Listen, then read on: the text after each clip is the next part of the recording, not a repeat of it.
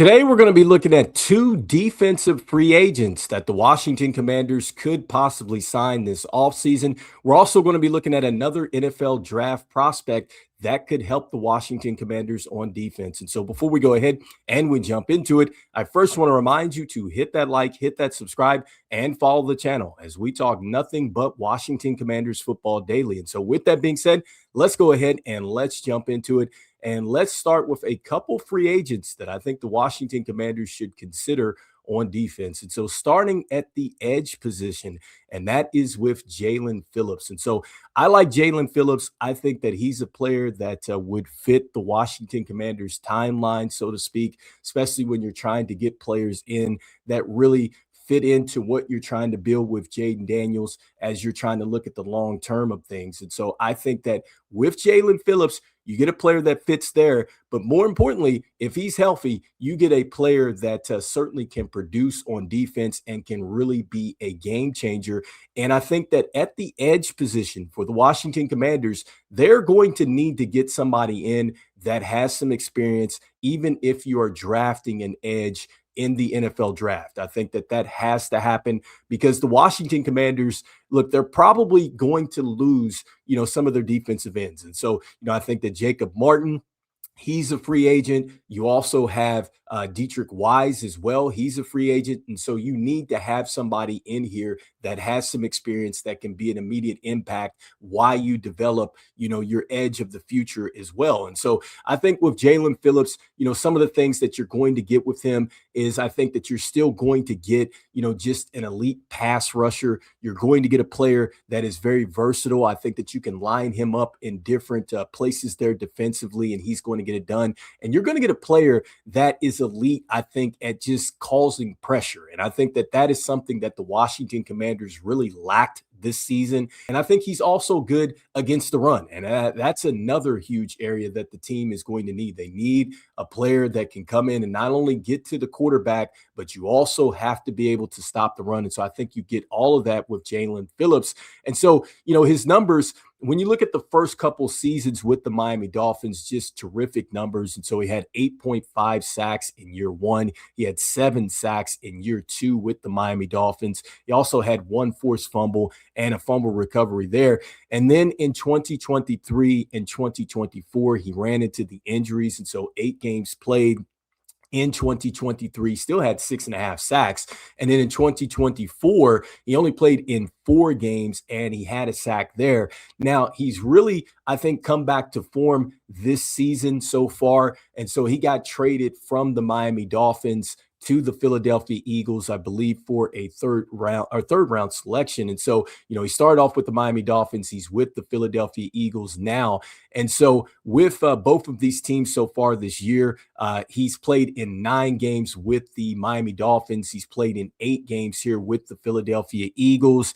And he's got 53 total tackles. He's also got 5 sacks so far. He's got a forced fumble and 2 fumble recoveries as well. And so really getting it done as far as getting the forced fumbles and getting fumble recoveries, like that is something that this team has also needed. They've needed turnovers. And so I like him as a possible fit in free agency. If the Philadelphia Eagles do not bring him back, I would see the Philadelphia Eagles certainly wanting to bring him back, especially if you've gone out and you've given up a 3rd round pick for him. And so let's see what happens. But I'm hoping that if he is available, the Washington Commanders would consider Jaelan Phillips at the edge. And so next, I think another player that the Washington Commanders should consider is going to be Quay Walker. I think that Quay Walker at the linebacker position has to be a player that you would want to consider. I think once again, you're getting a player that does fit your timeline.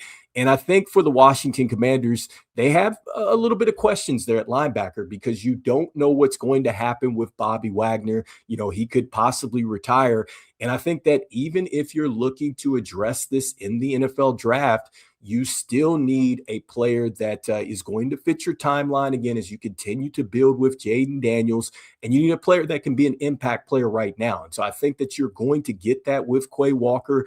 I think that you get an elite athletic linebacker that can use his speed and movement to make some things happen from the position. I think that you're going to get some good pass rushing ability from him, and you're certainly going to get a tackler, which is exactly what Bobby Wagner brings to the Washington Commanders. He's an elite tackler, and you're going to get some leadership, I think, from Quay Walker, which is another thing that Bobby Wagner brings to the team. I'm not saying that he's going to replace all that, but you do need somebody that is going to help lead this team along with Frankie Louvu and Jordan McGee, who I love seeing Jordan McGee, getting some real reps here this year, especially now that he's kind of overcome the injuries and things like that. And so I think that he's going to show even more, upside this upcoming year, but you need a player that you can bring in as he continues to develop here. And so, with him and just looking at his numbers, Quay Walker here. And so talking about his tackling ability, so 121 tackles in year one with the Packers. He had 118 in 2023,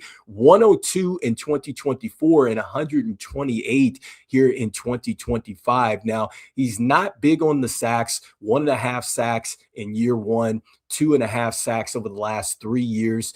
He did have 3 forced fumbles, in year one, and 1 fumble recovery as well. And he's had 1 INT in 2023. But again, you get a tackler, a good leader, and I think you get just that athleticism and versatility there at the linebacker position. And so I would like him to come in, with some of these younger linebackers that we have on the roster still. You still have Kane Madrano. You still have Ali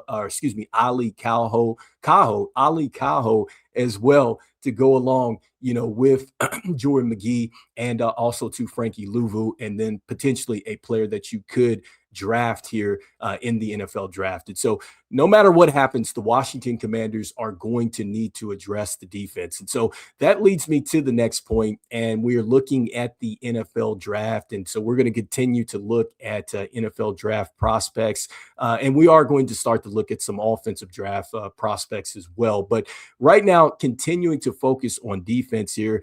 And another game changer, and I think really a game wrecker here with David Bailey. And so I like him a lot.